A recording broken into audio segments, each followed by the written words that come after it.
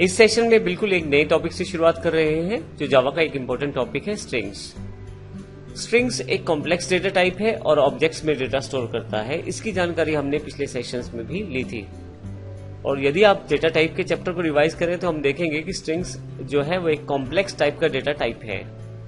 आइए इस पूरी सीरीज में हम जानकारी लेंगे स्ट्रिंग्स क्या है, किस प्रकार से प्रयोग किया जाता है, स्ट्रिंग क्लास क्या है, किस तरह से उसके मेथड्स को प्रयोग किया जा सकता है। तो आइए शुरू करते हैं स्ट्रिंग्स के बारे में जानकारी। सबसे पहले बात करते हैं स्ट्रिंग्स है क्या। यदि आप काफी सारे कैरेक्टर्स को इकट्ठा कर दें सीक्वेंस में तो वह एक स्ट्रिंग कहलाता है, एक कतार, एक लाइन। स्ट्रिंग्स बड़े इंपॉर्टेंट रहते हैं जब आप टेक्सचुअल इन्फॉर्मेशन को स्टोर करना चाहते हैं, जैसे किसी एड्रेस को स्टोर करना है आपको किसी फील्ड में, किसी का नाम स्टोर करना है, कुछ टेक्सचुअल इन्फॉर्मेशन स्टोर करनी है, तो उसके लिए आप स्ट्रिंग्स का प्रयोग कर सकते हैं।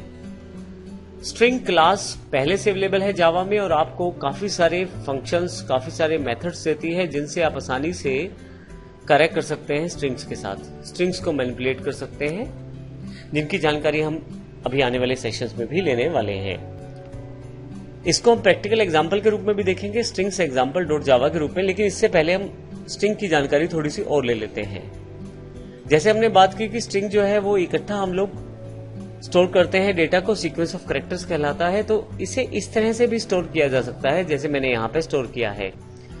दूसरा आप ध्यान दें, यहाँ पे डबल कोट्स का प्रयोग किया गया है स्ट्रिंग एस की वैल्यू को इनिशियलाइज करने के लिए। फाइनली इस वैल्यू को प्रिंट भी करवा दिया गया है